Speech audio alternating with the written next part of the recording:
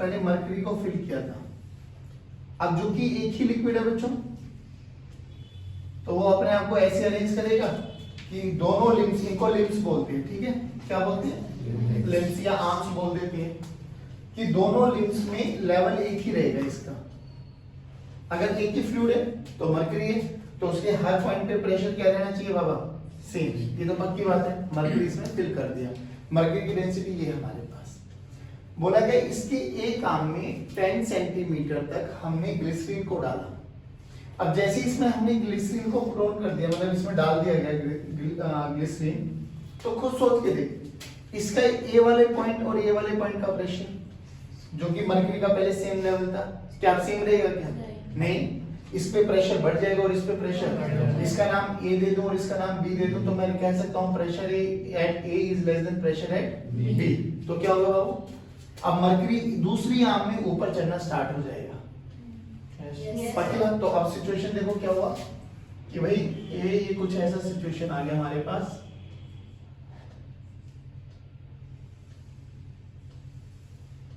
और ये बोला गया कि ग्लिसरीन जो है बाबू वो 10 सेंटीमीटर तक हमने इसमें फिल किया है, ठीक।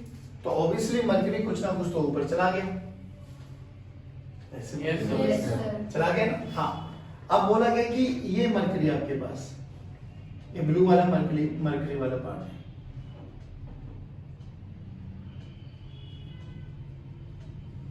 ठीक।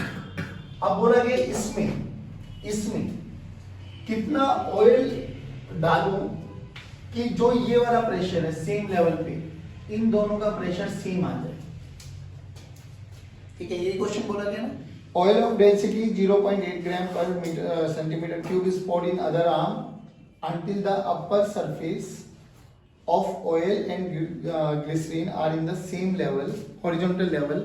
Find the length of the oil column, कि इन दोनों का लेवल सेम आ जाए, यानी इसमें हमने इसमें इतना ऑयल डाल दिया, ठीक है। और ये कौन है हमारे पास, ग्लिसरीन। अब ये हमें कैलकुलेट करना है, let us suppose this is x, ये कितना है, पक्की बात। मुझे एक बात बताओ बाबू, अगर थोड़ा सा आइडिया लगा, अब ये देखो दोनों सेम लेवल पे आ गए, प्रेशर पे सेम आ गए, तो ऑब्वियसली ये हाइड्रोस्टैटिक लॉ को फॉलो कर सकता है। तो क्यों ना यहां पर, क्योंकि देख मुझे बेसिकली कहीं पे भी लगा सकता हूं मैं, कहीं पे भी, जहां पर भी हॉरिजॉन्टल लाइन ड्रॉ कर देंगे वहां आपके पास क्या आएगा, प्रेशर सेम आएगा। बट कई बार वो हॉरिजॉन्टल सरफेस चूज करना मेरी रिस्पांसिबिलिटी बनती है कि ऐसा माना जाए कि हमारे लिए क्वेश्चन इजी बने ना कि टफ बने, जो कि मुझे ये 10 सेंटीमीटर पक्का पता है, ये x मुझे पता ही नहीं है, तो ये कितना बचा दूसरा, 10 माइनस, पक्की बात है। अब देख 10 माइनस x में कौन है, मरकरी, x में कौन है, ऑयल, और 10 में कौन है, नहीं आया समझ में। ऊपर जो कि अगर ये ओपन है तो एटमॉस्फेरिक प्रेशर इधर भी P नॉट लगेगा और इधर भी P नॉट लगेगा, और मैं कह सकता हूं कि अगर ये हाइड्रोस्टैटिक लॉ को फॉलो कर रहा है तो now P at A must be equals to P at B, नहीं आया समझ में। P A पे बोलो, लिखना आता है, यहां से लिखो P nought plus rho of oil G into X plus बोलो rho of mercury Hg G into 10 minus X must be equals to P naught plus rho of glycerine into G into 10। क्या देखो सब चीजें आपको दी मैंने, P note तो cancel out हो जाएगा, G भी कैंसिल आउट होता हुआ दिखाई देगा। क्या रो नोट ऑयल की डेंसिटी पता है, सबकी पता है, क्या you can easily find out 4x, बोलो नहीं है, तो फाइंड 4x, फाइंड x, नहीं है समझ, पक्की बात है, कोई दिक्कत। अब सुनो, याद करो हम लोगों ने कल एक क्यू वाला क्वेश्चन किया था, क्यू वाले क्वेश्चन में हम लोगों ने बेस पे फोर्स कैलकुलेट करना सीखा था और किसी भी वर्टिकल वॉल पे देखा था। वर्टिकल वॉल पे आप सुनना, बहुत बेसिक सा बाइफर्केशन बता रहा हूँ आप लोगों को। कई बार क्वेश्चंस की लैंग्वेज चेंज हो जाती है तो आप लोगों का आंसर थोड़ा सा वेरिएशन आता है, वो बात पूछना कैसे आता है। हमसे बोला गया कि भाई ये हमारे पास एक क्यूब थी, ठीक है। इस ट्यूब में हम लोगों ने h हाइट तक एक लिक्विड फिल किया हुआ था, सही कह रहा हूं बेटा मैं? चलो ये h हाइट मान लेते हैं हम, है ना? तो इसमें हम लोगों ने लिक्विड फिल कर दिया था, चलिए, जिसकी डेंसिटी हमारे पास रो मानी थी। तो हमें एक तो प्रेशर इस वाले बेस पे निकालना था, ये वाले पे, एक हमने इस वाले फेस पे निकाला था, है ना? कोई भी एक वाले फेस पे। अब या तो जब आपके पास आएगा ना कि find the force exerted by the fluid only, fluid, हाँ जी, find the force exerted by the fluid, तो हम एटमॉस्फेरिक प्रेशर को काउंट नहीं करेंगे। अगर पूछा जाएगा फाइंड टोटल फोर्स, तो हम एटमॉस्फेरिक प्रेशर को भी, या टोटल प्रेशर पूछा जाए तो एटमॉस्फेरिक प्रेशर को भी और फ्लूइड के प्रेशर को भी काउंट करेंगे। अगर हमसे केवल और केवल क्या बोला जाए, find pressure exerted by the liquid on the wall, तो इस वाले वॉल पे लिक्विड में कितना प्रेशर लगाया? तो याद करो जो कल हम लोगों ने इंटीग्रेशन वाला मेथड किया था कि df this is equals to p into dA, याद है कुछ? yes, sir. इंटीग्रेट किया था, वहां पे p नोट भी लिखा था, वहां पे p नोट की जरूरत अब नहीं आएगी क्योंकि क्या पूछा गया? खाली लिक्विड का। अरे बोल भाई, yes, sir. आपकी बात है, कोई दिक्कत वाली बात नहीं। चलिए, कल हम लोग बात कर रहे थे बैरोमीटर के बारे में। तो हमने बैरोमीटर के बारे में देखा था कि एक हम लोगों ने ट्यूब ली, उस ट्यूब में मरकरी फिल किया, पहले मरकरी के ऊपर फिर हम लोगों ने अंगूठा लगाया था, फिर उसको डिप करा, तो विल सी कि उसमें से मरकरी धीरे धीरे धीरे धीरे निकलना स्टार्ट हो गया था। फिर एक पर्टिकुलर हाइट पर आके मरकरी रुक जाता है, फिर यहाँ से हमने एक चीज को डिफाइन भी किया था और वो हाइट हमने कैलकुलेट की थी, बताओ कितनी आई थी? 76 सेंटीमीटर। अब ये 76 सेंटीमीटर का मतलब समझ लो कि अगर मैं किसी भी वर्टिकल कॉलम में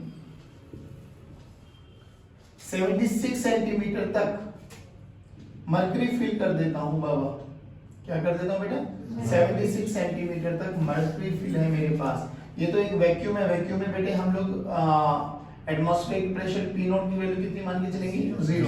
तो वो क्या कहता है इसका मतलब समझ लो, क्योंकि जब आप केमिस्ट्री में काइनेटिक थ्योरी ऑफ गैसेस पढ़ेंगे या फिजिक्स में भी पढ़ेंगे आप लोग, मैक्सिमम ये काइनेटिक उसमें केमिस्ट्री में ज्यादा यूज होता है कि इतने ग्राम, इतने सेंटीमीटर ऑफ ये वाली गैस, इतने सेंटीमीटर ऑफ ये वाली गैस। इसका मतलब क्या होता है?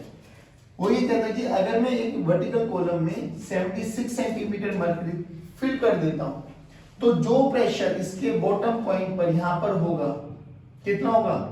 रो of mercury into G into H, यही किसके बराबर होगा? 1 atm। किसके बराबर होगा बेटा? तो बेसिकली बैरोमीटर क्या यूज करने के लिए यूज में आता है? एटमॉस्फेरिक प्रेशर को काउंट करने के लिए यूज में आता है। बात समझ में?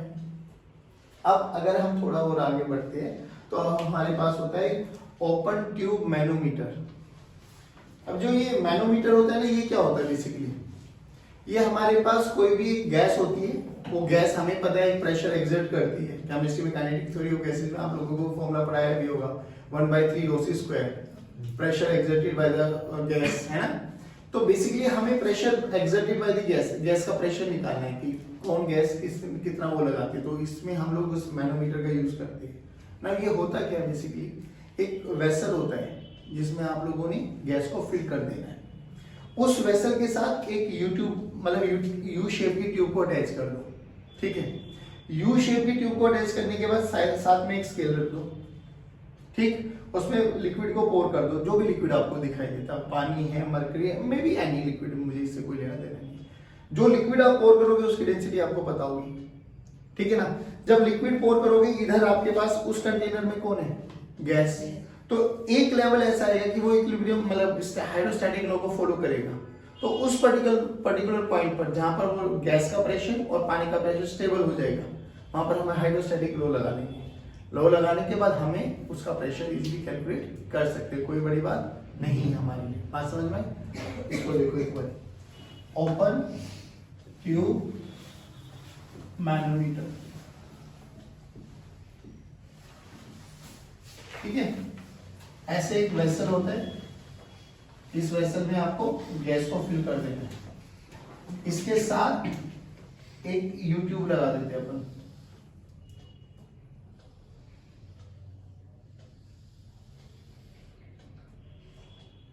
और यहां पर एक स्केल रख देते हैं, ठीक है? अब देखो, अब इसमें कौन है? गैस। अब गैस है, ऑब्वियसली ये प्रेशर लगाएगी भाई, इस गैस के प्रेशर को पीजी बोल लो, ठीक। मुझे ये मेजर करना है कितना एग्जर्ट करेगी, तो क्या करो, यहां से लिक्विड को फिल करना स्टार्ट करो। अब जो भी फ्लूइड आप फिल करोगे तो कहीं ना कहीं उसका आपको डेंसिटी पता है। तो देख क्या होगा, जब आपने इसमें लिक्विड डाला, ठीक है, लिक्विड डाल दे तो होगा क्या भाई, एक पॉइंट ऐसा आएगा ना जहां लिक्विड यहां तक एक ही हाइट तक जा पाएगा, क्योंकि इधर से गैस अपना गैस भी प्रेशर एग्जर्ट कर रही होगी, इधर से लिक्विड भी आएगा, तो एक कॉलम ऐसा आएगा, एक हाइट यू कैन सी ऐसी आएगी। मान लो इसमें हमने पूरा ही भर दिया इसमें लिक्विड, ठीक है, लिक्विड अगर मैंने पूरा भर दिया तो क्या होगा बच्चों, यहां से गैस अपना प्रेशर लगा रही होगी, फ्लूइड अपना प्रेशर लगा रहा होगा। तो मान लो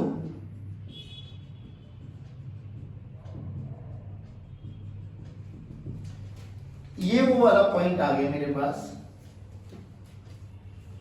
जहां पर इधर से कौन लगा रहा है, ठीक है, और ये हाइड्रोस्टैटिक लॉ को फॉलो करेगा, स्टैटिक है, तो मैं बोल सकता हूं इस पॉइंट ए और इस पॉइंट बी का प्रेशर क्या होगा, सेम। अब जो कि यहाँ पे एक स्केल लगा हुआ है आपके पास, है ना, तो क्या आप लोग ये हाइट इजीली मेजर कर सकते हो बाबू?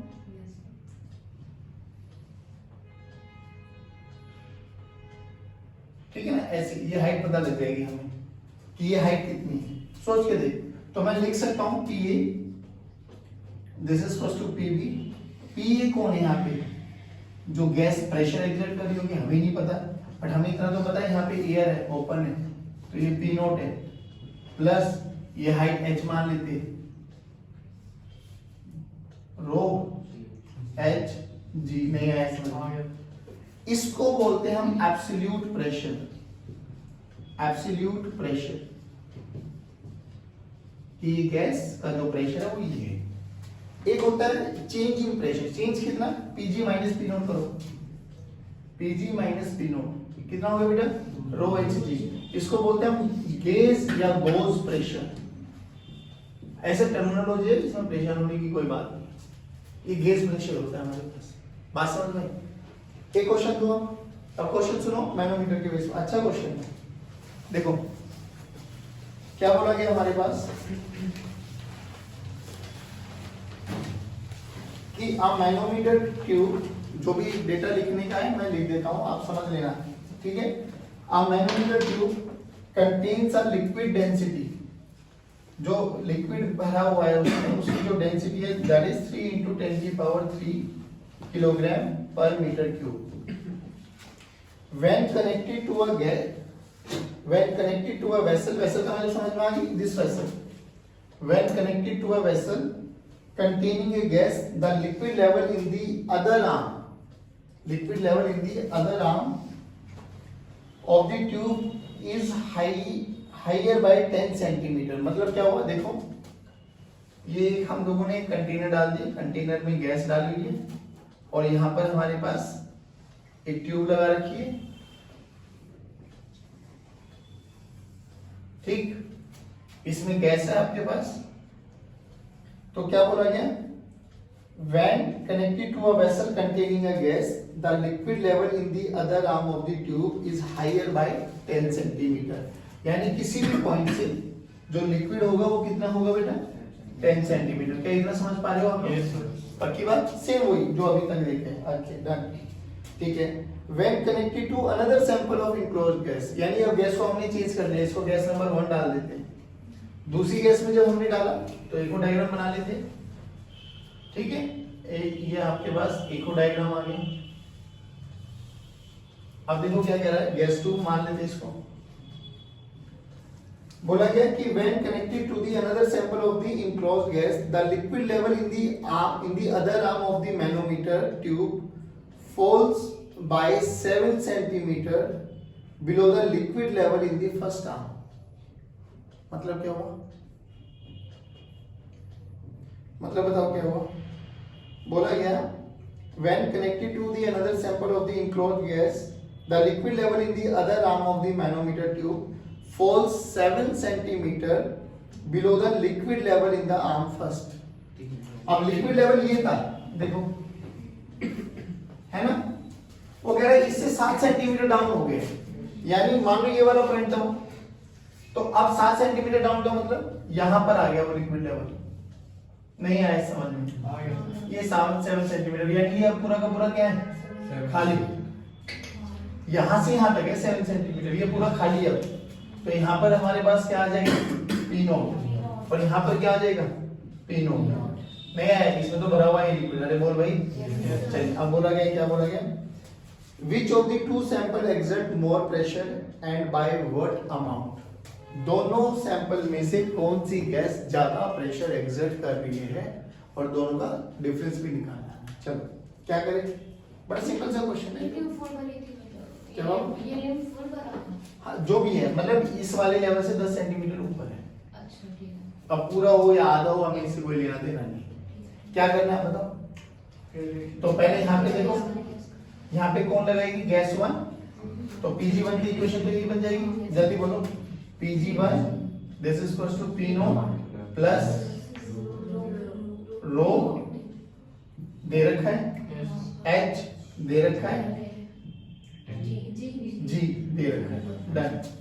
यहाँ पे देख, अब क्या करें बाबू, अब इस पॉइंट पे निकालना बाबू आपको प्रेशर, है ना, जहां पर आप निकाल सकते हो। देखो तो मैं यहां बोल दूं ये पॉइंट का प्रेशर और ये पॉइंट का प्रेशर सेम होना चाहिए, तो PC must be equal to, अब PC बोल, पहले PD बोलो, P नॉट, PC बोलो।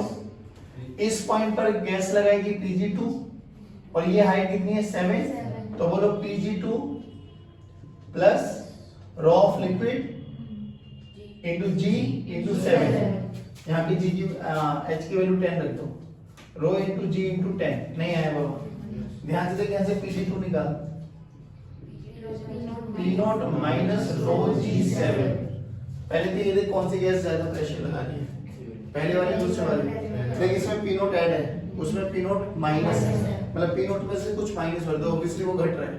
बोला गया कितना, तो दोनों को डिफरेंस कर दो, Pg1 माइनस Pg2, बोलो P nought plus row G10 minus P nought plus row G7। P not will cancel out, तो कितना बन गया, रो G17, रो की वैल्यू ये रखो, G की वैल्यू रखो 17, ध्यान से रखना सेंटीमीटर में ले रहे हो आप, तो उसको मीटर में कन्वर्ट कर देना। नहीं आया, जो भी आएगा वो एक्सेस प्रेशर आएगा। आसान क्वेश्चंस होते कोई मुश्किल नहीं, बट ये है कि हमें क्वेश्चन की स्टेटमेंट देख के समझ में आना चाहिए कि रियलिटी में वो बोल क्या रहा है, कि पहले जो लेवल था उससे 10 सेंटीमीटर, फिर दूसरी गैस लगाई उसमें लेवल डाउन आ गया, तो देखा गया कि कौन सा प्रेशर ज्यादा लगेगा कौन सा कम लगेगा, फिर कितना एक्सेस प्रेशर लग रहा है कितना नहीं लग रहा है। बात समझ में आई? एक छोटा सा क्वेश्चन और देखो, ये आगे समझ में, देखो क्या बोल रहा है, बोला गया कि the density of atmosphere at sea level is, मतलब हमारे पास जो हम हाइट वगैरह कैलकुलेट करते हैं वो सी लेवल से करते हैं। जब आप लोग कभी ट्रेन वगैरह में बैठे होंगे तो जैसे गाड़ी ट्रेन प्लेटफॉर्म पे आती है ना, तो उस पे येलो बोर्ड लिखा रहता है, स्टेशन का नाम, ये समुद्र से इतनी ऊंचाई पर है। सच में ऐसा हर स्टेशन पे मिलता है, दिल्ली वालों पे तो हर पे देखा है मैंने, हर एक स्टेशन का नाम लिखा रहेगा कि ये स्टेशन का नाम और ये समुद्र के उससे इतना ऊपर है, लिखा रहता है। ऐसे मुझे मत देखना पूरी तरह से। क्या बोला गया, the density of atmosphere at sea level, मान लो ये सी लेवल है मेरे पास, तो जो यहाँ डेंसिटी है ना बाबू दैट इज 1.29। प्लीज अपना वो निकाल लेना भाई, एक कैलकुलेटर निकालो, 1.29 into kilogram per metre cube है, ठीक है, और जी की वैल्यू 9.8 दे रखी है, ठीक है। बोला गया assume that both do not change with altitude। वैसे रियलिटी में क्या होता है बाबा, जैसे जैसे ऊपर जाते हो ना डेंसिटी भी कम होती है, और जैसे जैसे ऊपर जाते हो एक्सेलरेशन ड्यू टू ग्रेविटी भी कम होती है। उसने बोला कि अभी अज्यूम कर लो कि दोनों चेंज नहीं है, तो बोला ये कितनी हाइट तक, now how high should the atmosphere x tends, कि कितनी दूर तक एटमॉस्फेयर को हम मान सकते हैं कि एटमॉस्फेयर रुका हुआ है। अब एटमॉस्फेयर है तो ऑब्वियसली वो एटमॉस्फेरिक प्रेशर लगाएगा, बोल कितना, P नॉट, किसकी वैल्यू, रो जी एच, ये तो फॉर्मूला पढ़ा हम लोगों ने, ऐसे क्या देख लो, पक्की बात है ना। तो P नॉट कितना है बेटा, 1.013 into 10 की पावर 5, हमें हाइट निकालना है, डिवाइडेड बाय जी, जी की वैल्यू बोलो 9.8 इंटू 1.29 देखो 1 2 3 1 2 3 3 जीरो ने 3 जीरो को मार दिया, निकाल ली कैलकुलेटर करो क्या हो गया ये 1013 डिवाइडेड बाय 98 इंटू 129 इंटू 10 की पावर 5, ये हाइट आ जाएगा। पहले 10 13 को 98 बाई 129 मल्टीप्लाई कर लो पहले 98 बाई 129 12642 तो 12642 1013 डिवाइडेड बाई 12642 हाँ कितना है 0.000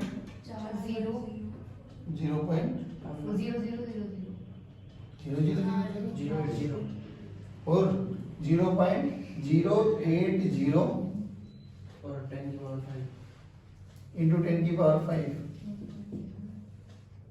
ठीक। हाँ सही तो आ रहा है मेरे ख्याल से, परफेक्ट तो है। क्या बन गया ये देखो, ये मीटर में है, किलोमीटर में कन्वर्ट करो, मीटर में ना तो डिवाइड बाय 1000 डिवाइडेड बाय 1000 तो 1000 से डिवाइड कर दो तो ये करीबन करीबन 8 किलोमीटर के आसपास आ रहा है ना। और ध्यान से देख, याद करो असली वाला और नकली वाला फॉर्मूला, 5 से 8 7-8 किलोमीटर तक हम मान के चल सकते नहीं आए, तो ये करीबन करीबन वही एक रेंज आती है कि 8 किलोमीटर तक हम ऐसा मान के चल सकते हैं कि हमारा एटमॉस्फेयर है।